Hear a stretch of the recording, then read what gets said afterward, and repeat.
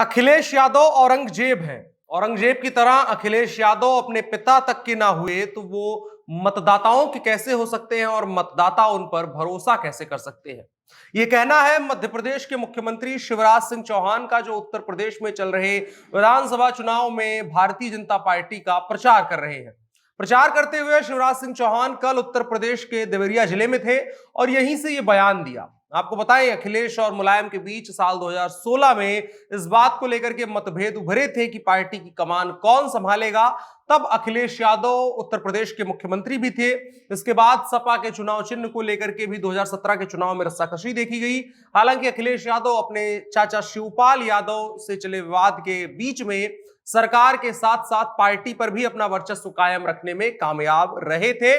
शिवपाल सिंह ने भी इसके बाद सपा से इस्तीफा देकर के नई पार्टी बना ली और अखिलेश यादव ने मुलायम सिंह के हाथों से पार्टी छीन ली थी। जी हां, बाकायदा छीनी थी। बाकी यूपी चुनाव जैसे जैसे रवानी पर आ रहा है, बयानों में तीखापन नजर आना शुरू हो गया है, चाहे इस तरफ से हो चाहे उस तरफ से हो। और कल जब तीसरे चरण की वोटिंग चल रही थी, तब चौथे चरण का प्रचार चल रहा था। इसी दौरान ये बयान आया। आइए विस्तार से जानते हैं कि कल उत्तर प्रदेश में क्या हुआ।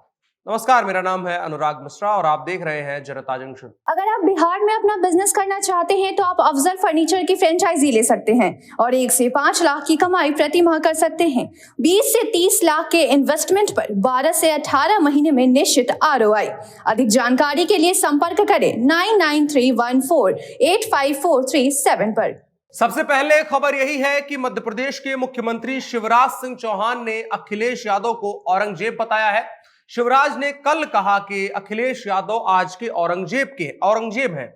जो अपने बाप का ना हुआ वो जनता का क्या होगा। ये मैंने नहीं कहा है, ये खुद मुलायम सिंह ने कहा है, ऐसा शिवराज सिंह ने कहा।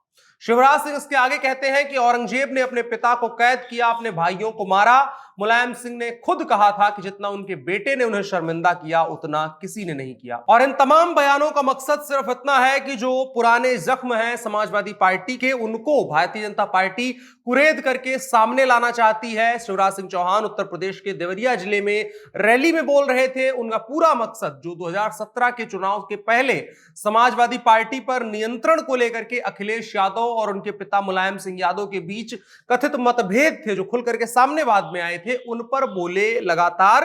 और इन बयानों का मकसद सिर्फ इतना है कि जिस तरीके से पिता पुत्र की आंतरिक लड़ाई का नुकसान 2017 में समाजवादी पार्टी को हुआ था कि अपने गढ़, जो तीसरा चरण कहा जाता है समाजवादी पार्टी का गढ़ है, उसके बाद ही फैलाव मिलता है, लेकिन जो तीसरा चरण है वो गढ़ के तरीके से देखा जाता है, वहां पर समाजवादी पार्टी बेहद कम सीटों पर जीती थी और भारतीय जनता पार्टी को तगड़ी मजबूती मिली थी। उसी तरीके से साल 2022 के चुनाव में भी करना चाहते हैं। हालांकि इस बार परिस्थितियां दूसरी है और उस घटना को भी एक लंबा वक्त बीत गया है और कहीं ना कहीं अखिलेश यादव की स्वीकार्यता भी बढ़ी है। और स्वीकार्यता के साथ साथ इस बार अखिलेश यादव के साथ उनके पिता मुलायम सिंह यादव और चाचा शिवपाल यादव हैं, उनके साथ साथ पूरा परिवार खड़ा है। जो लोग तब नाराज दिख रहे थे वो लोग खड़े हैं। केवल अपर्णा यादव को छोड़ करके, जो पार्टी छोड़ करके गई है, उसके अलावा लगभग परिवार उनके साथ खड़ा है।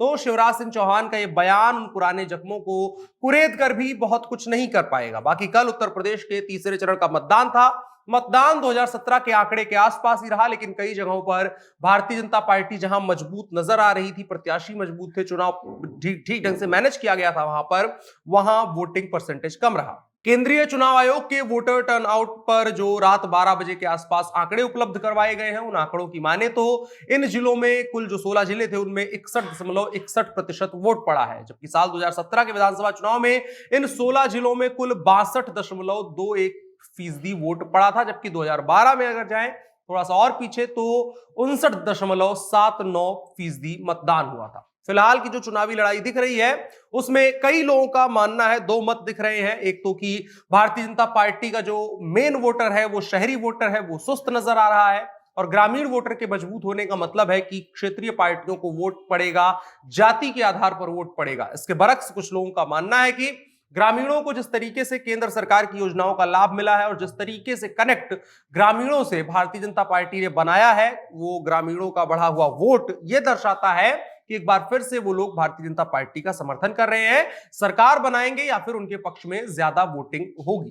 ये कल का लुब्बुलवाब था। आपका क्या मानना है कमेंट बॉक्स में बता सकते हैं। चौथे चरण का चुनाव आने वाले दिनों में होने वाला है, उसके लिए प्रचार अभियान चल रहा है और लगातार जिस तरीके से शिवराज सिंह चौहान का बयान रहा है उस तरीके के बयान हमको देखने को मिलेंगे, उस पर हम लगातार बात करते रहेंगे। फिलहाल के लिए इतना ही। मेरा नाम अनुराग मिश्रा है, आप जनता जंक्शन देख रहे थे। कैमरे पर मेरे साथ ओम प्रकाश हैं। शुक्रिया।